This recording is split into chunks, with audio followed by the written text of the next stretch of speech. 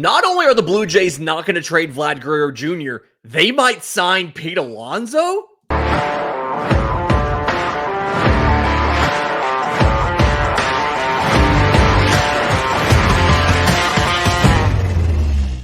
Yes, welcome on in to First Pitch for Friday, January 17th, your MLB recap covering news, notes, updates on Major League Baseball. I'm your host, Lindsay Crosby. You can follow me on Twitter at Crosby Baseball. He's Troy Brock, Troy B Baseball on the Twitter machine. Make sure you send your friends firstpitchpodcast.com to get the latest episodes. And there's a lot for no actual free agents having signed on Thursday, Troy. There's a lot to talk about today. I want to get into this whole Mets, Blue Jays, Vlad, Pete Alonso thing. But first, real quick, let's get it out of the way. The Chicago Cubs have continued their really weird trend of just not going to arbitration hearings. They've had 4 in the last 35 off seasons, right? Ian Happ won his in 2021. Before that, you have to go back to like Bruce Sutter in 1980 for a dude that won his arbitration hearing. They've only had 4. They're not going to have one with Kyle Tucker, right? We talked about this when it happened, that they could not reach a deal with Kyle Tucker. The Cubs filed at $15 million. He filed at $17.5 million. They have settled at $16.5 million. So today is Kyle Tucker's birthday. He is on his way to Cubs convention, which starts today, I think, or Saturday morning, on the north side of Chicago. And he has a contract for 2025. Do you have any faith that them giving up $1.5 million versus him giving up $1 million means that they're going to do what they have to do to sign him to an extension? Or is this just, it's another Juan Soto with the Yankees? They'll have 1 year at Kyle Tucker, and then he'll be next year's premier free agent. I am not going to be surprised at all if Kyle Tucker only spends 1 year with the Chicago Cubs, just from the track record that we have seen from that franchise throughout the years. But I have also seen the recent reports that the Cubs were very regretful of not tendering Kyle Schwarber a contract in 2020. Mm-hmm. And so they may be looking at Kyle Tucker and saying, you know what, we kind of messed up when we didn't tender Kyle Schwarber a contract. Now he's one of the best power hitters in the sport. We learned our lesson on the slugging Kyle. Don't let the other slugging Kyle leave. Right, exactly. And but yeah, it's crazy. It's crazy that record that they've got going on, 35 off seasons and only having 4 arbitration hearings. That's almost 1 every 9 seasons. That's insane. But I know he's listening, so shout out to Kyle Tucker. Happy birthday, bud. Appreciate the follow. We're happy for you. We're glad you're here. You're welcome to come on if you ever want to come on and talk about the show. Again, I'm on Twitter at Crosby Baseball. Troy's at Troy B Baseball. So you're welcome to come on. I want to move on real quick. We had to cover that because we made fun of the Cubs when they didn't sign him to a deal at the arbitration deadline. We got to move on to this Mets Blue Jays thing, because the other day we talked about how the Mets had checked in on Vlad Guerrero Jr. And we talked about, is this a negotiating tactic with Pete, or are they genuinely moving on? And we saw a report on Thursday that the Mets now have reached the conclusion, the idea, whatever, that they are not going to get Pete Alonso back. He is more than likely going to go somewhere else. At the same time, I think you told me there was a report about Pete declining a contract offer from the Mets at the same time. Yeah. Yep. He and Scott Boras came to the Mets with a 3-year deal with either one or multiple opt-outs and a very high average annual salary. And the Mets countered with a 3-year deal that's in the $68 to $70 million range. And Pete said, no, thank you. What a wild situation, right? To kind of recap some of this here, Pete in June 2023, he turned down a 7-year, $158 million offer. Pete did, from the Mets. Now, that would have bought out his final year of arbitration, which came out to $20.5 million.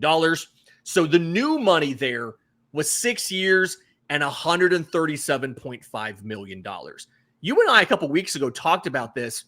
I didn't really see a lot of teams that would be interested or had the space to sign Pete Alonso. I made the joke, I think, on Twitter, the Sacramento A's are going to, can a polar bear survive in the desert? Right. That's going to be, but we did get a report that the Toronto Blue Jays are legitimately interested in, in Pete Alonso. And then they also have a deal out for Alex Bregman as well. Is this something where, there's a couple different ways this could work out, right? If you just get Bregman, he's at third and Vlad's at first. If they get Pete, they would move Vlad Guerrero to third base, which seems kind of odd. He started off as a third baseman. He played 12 games there last year. Back in September, he actually told one of the writers with Sportsnet that he, quote, would love to play third base, calling it his position. So let's say that Pete Alonso does sign with the Toronto Blue Jays. Okay. Is this enough for the Blue Jays to be competitive in the AL East, which I would argue is not the hardest division? I don't think that's the NL East, but one of the hardest divisions in baseball. Is Pete Alonso in that lineup enough, or they still have to do more to be competitive? Oh, no, I don't think that's enough at all. I think they still have a lot to do to be competitive, because even if they do add Pete Alonso and they don't add Alex Bregman, their three best hitters are Vladimir Guerrero Jr., Bo Bichette if he's healthy and if he's on, and Pete Alonso, who is the antithesis one-trick pony to Luis Ariz, where Pete Alonso's only trick is hitting home runs. And so, and they do still have George Springer, who's a really good hitter, but he's getting up there in age. You can't really expect him to do much anymore. Upper 30s, yeah.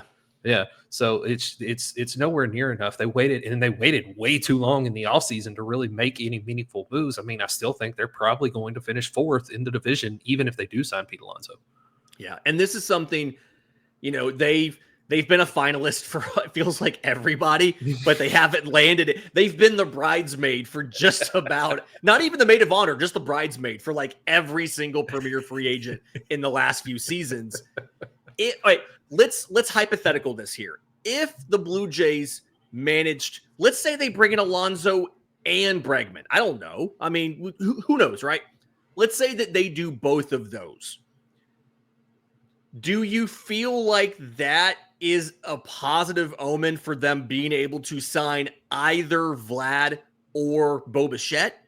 Or is that something where your two big keystones of the lineup in Vlad and Bichette will just become your two keystones in Bregman and Alonso after this season? Yeah, honestly, I think it would be more of the second one, because again, at this point in the offseason, with the way that Pete Alonso and Alex Bregman's free agency stints have gone this year, there's not really many teams out there that want to sign them. If anybody wanted to sign them, they would have been signed by now, and because they would have come to an agreement on something.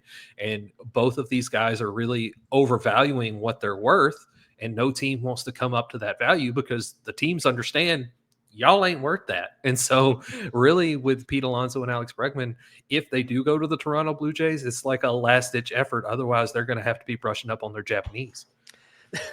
I still think Sacramento could definitely take Pete on, and just, the A's could just let him mash in that minor league ballpark for a couple seasons, give him the deal with the opt-out and kind of go with that. This is really interesting. We talked about Vlad being traded and what would he be traded for. There was some reporting in some of those same stories about the package that the Blue Jays have indicated to teams that they would need for Vlad is a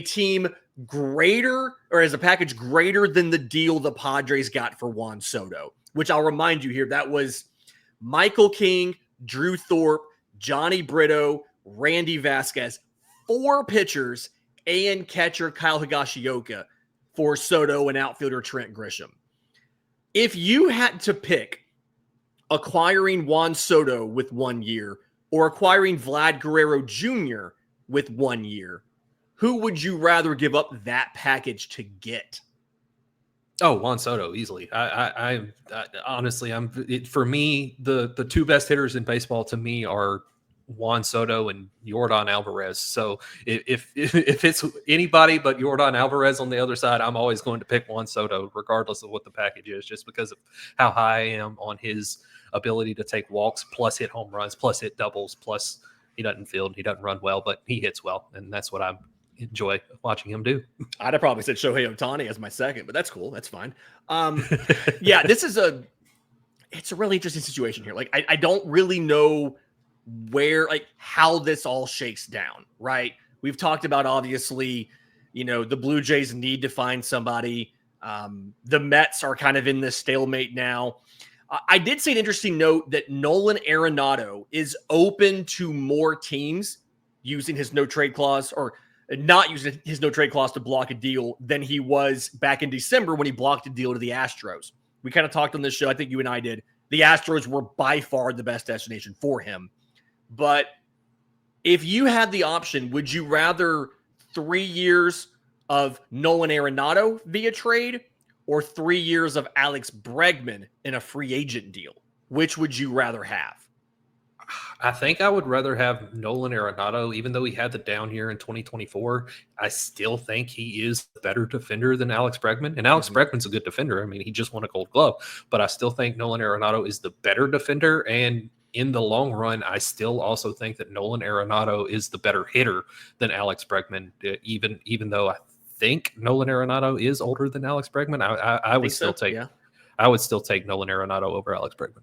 Yeah, it feels like the floor for Arenado is higher because of the defense, right? Bregman, like you said, won a Gold Glove. You can kind of question whether or not he deserved the Gold Glove or not at third base. But if I remember right, his arm strength's not great. It's a situation where, like, people are going to say, well, Arenado's going to cost you prospects. It won't cost you that much.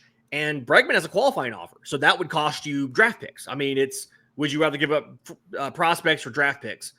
I also think the Blue Jays are potentially in a situation, depending on if they get Sasaki, where they could give some international pool space in the deal as well. Not that the Cardinals would want that, but just a really interesting kind of situation here with all of that. I don't know what's the best outcome for the Blue Jays, or if there even is one that's good enough for them to be competitive at this point in the offseason, right? Where you look at the only real impact starter available is Jack Flaherty. You do have Roki Sasaki. We all expect him to go to the Dodgers. I don't think that's really an option for the Blue Jays. It was nice that they put him in there just to kind of, continue the bridesmaid theme. But like, outside of like Jack Flaherty is the only real impact starter. Hitters, Pete Alonso, some people see him as an impact hitter. You got Anthony Santander, another qualifying offer player.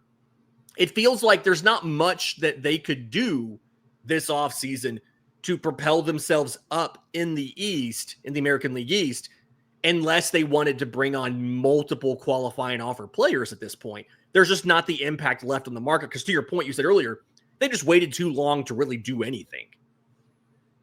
Yeah, absolutely. I honestly, I think that even if they did bring on multiple of those qualifying offer players, they'd still probably finish fourth in the American League East, just because the Yankees are so tough, and the Baltimore Orioles, even though they really haven't done much, they still kind of added to their pitching depth, and they're still kind of maybe working to add to that pitching depth. But they did add Charlie Morton to the middle / back end of their rotation, and he's going to be a good piece there and a nice veteran for the, I say, younger guys in the rotation, but most of them are pushing 30 to learn off of. And Grayson Rodriguez will learn some stuff there. He'll learn some stuff. Yeah. I think he's the youngest one in that rotation. And right now that Zach Eflin is leading, but it's the Blue Jays, they have so many holes in their roster, and there's not enough impact talent to fill all the holes that they need to fill in order to be real legit contenders. Yeah.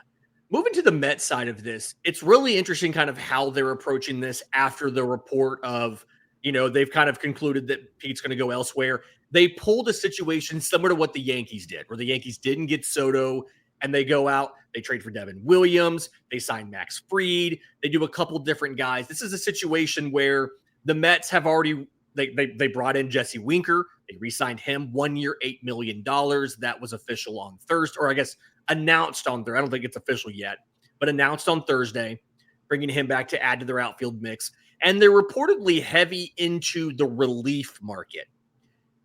Do you think if you don't bring back Pete Alonso and you end up having to move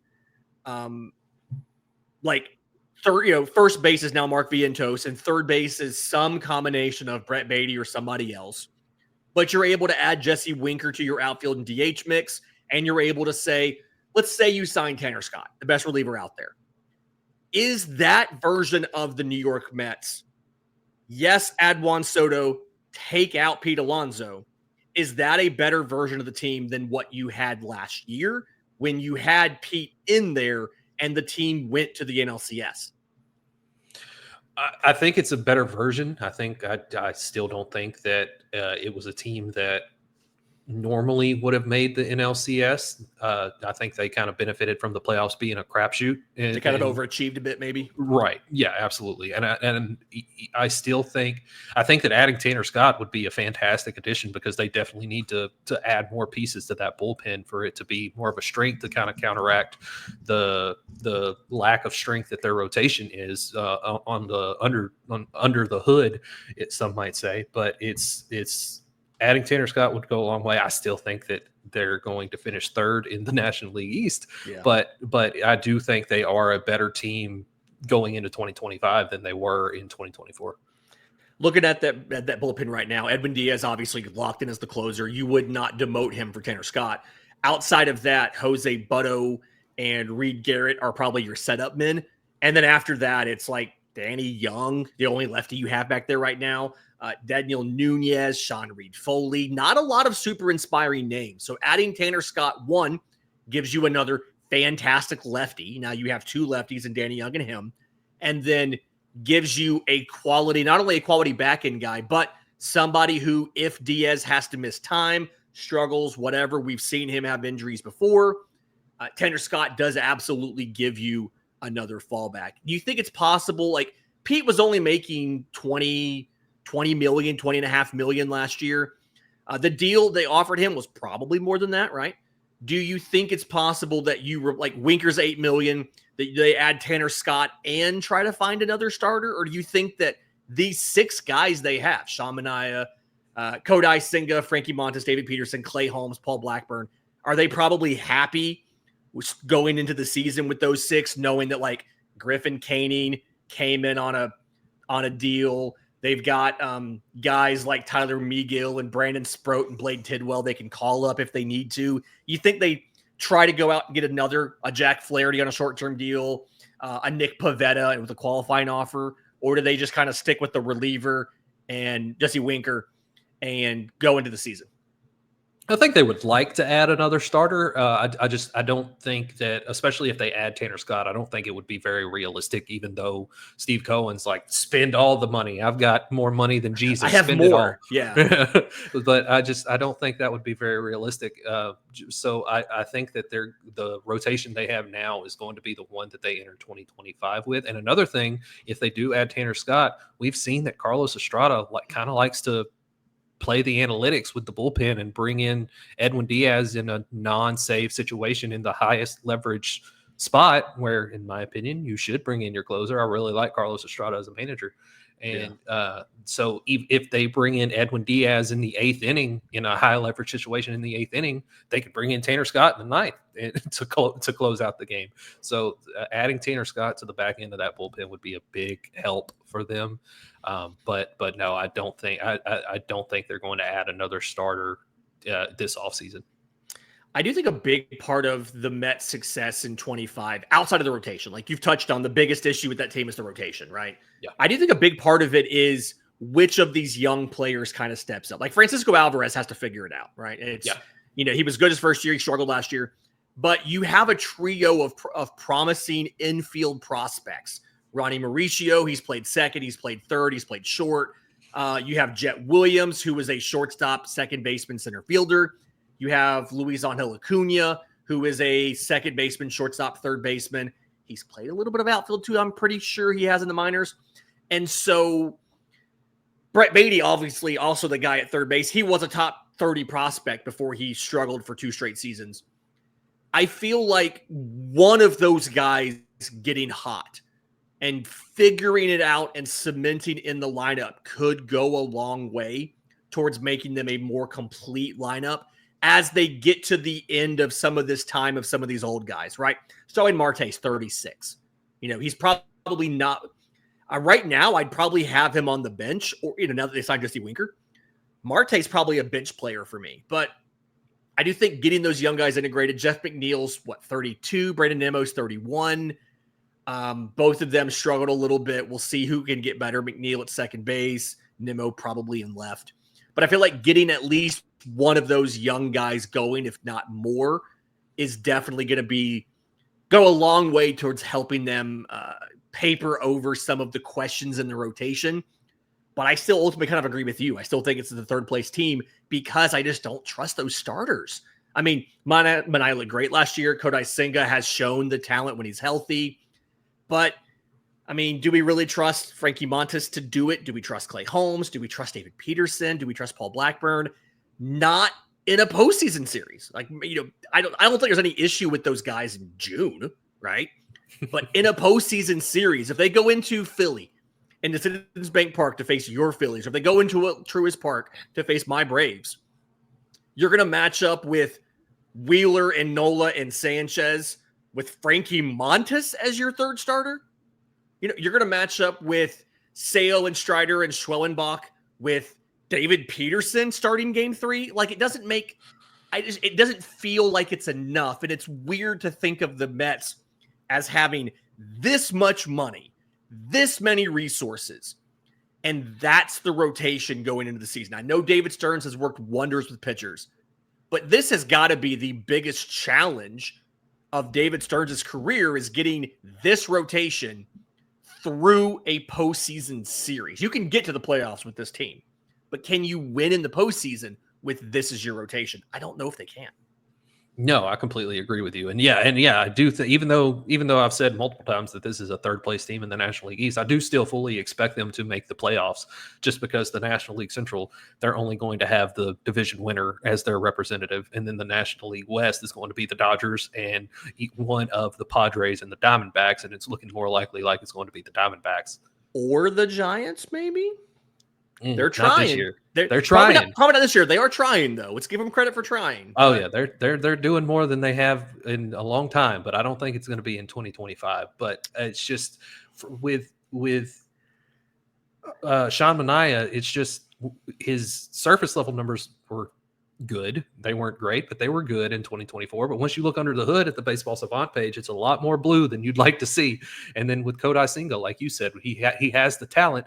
When healthy, you have to add the when healthy qualifier. Yeah. Frankie Montas is another guy. He has shown sparks of greatness, but he is inconsistent when he is on the field, and he's another guy when healthy qualifier. So it's a pretty weak rotation. They've definitely done a good job with the offense, and like you said, if one of those young guys can step up, they can go a long way to papering over the weakness of the rotation. But I do still think they have to add Tanner Scott to really have two strengths, instead of the offense being a strength, the rotation being a weakness, and then the bullpen being a meh.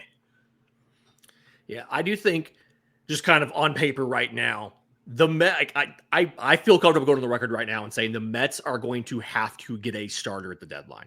Oh, yeah. Kind of looking at this rotation right now, one of these 6 players qualified on ERA leaderboards last year, and that was Sean Manaea. Montas was the next closest at 150 and 2/3 innings.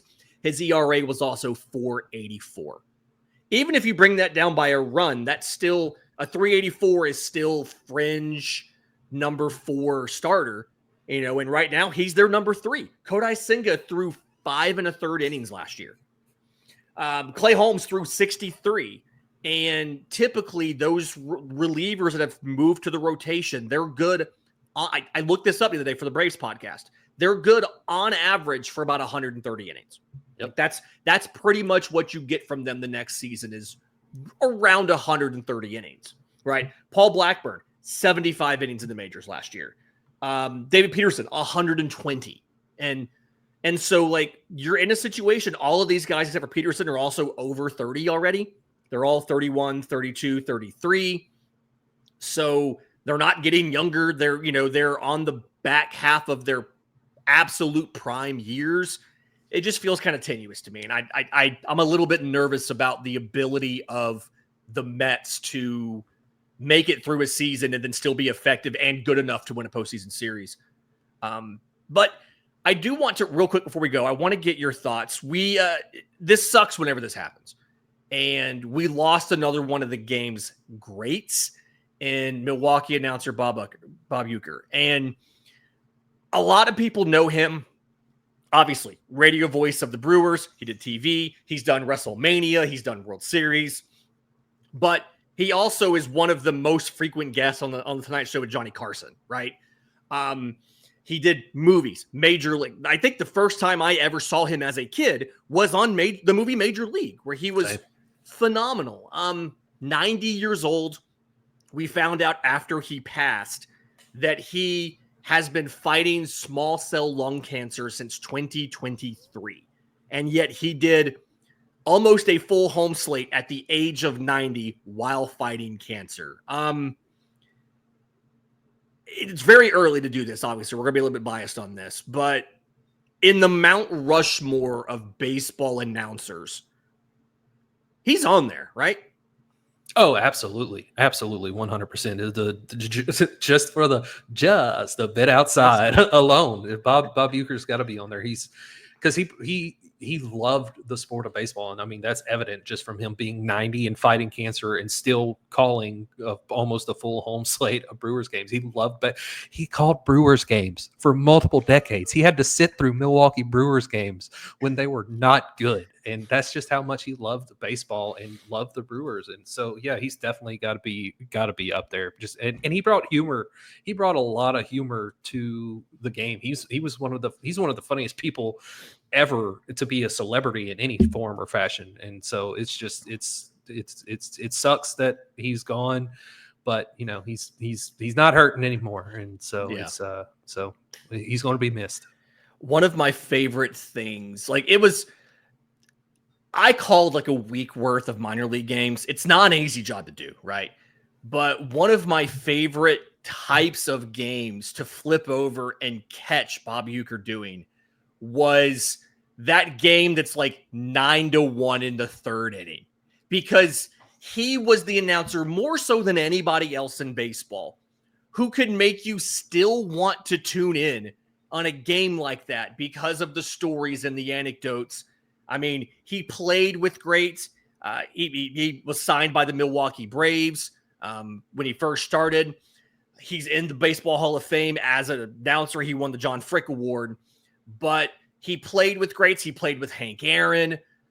He's been around the game for so long that just about anybody prominent that's come through baseball in the last 60, 70 years, they knew Bob Uecker, and he has a story about them. And that was always the best part, I felt like, of to kind of make the joke, if you were stuck watching a Brewers game, you knew that it was going to be enjoyable no matter if it was a blowout or a close game or whatever. He was a good broadcaster. He was a good storyteller, and he was a better person. And I think that's something that we don't get a lot of anymore, because he was so unique in a way that nobody else in baseball really is, right? Vin Scully is kind of the gold standard for everybody for broadcasting, and Bob Uecker's on that same tier, but in a completely different way. And nobody's ever going to be Bob Uecker again. And I just think the game's a little bit less unique and special because of that. And that's just what kind of sucks about 2025 and the way that we're starting the year. Yeah, absolutely. And if there is any bright side that anybody can take away from this, it's that the Milwaukee Brewers were the National League Central champions the last 2 years. So he did get to see the Brewers at least win the division his last 2 seasons that he called their home games. So at least he did get to see that. Would have been nice to see him get to call a World Series or something, but yeah, it doesn't always work out. This has been First Pitch for Friday, January 17th. You're listening on audio. Do us a favor. Leave us a 5-star review. If you're on YouTube, subscribe to the channel. Tell all your friends. Go to firstpitchpodcast.com so they can find out everything that's happening in Major League Baseball every single day. We'll be back on Monday. Until next time, this has been First Pitch.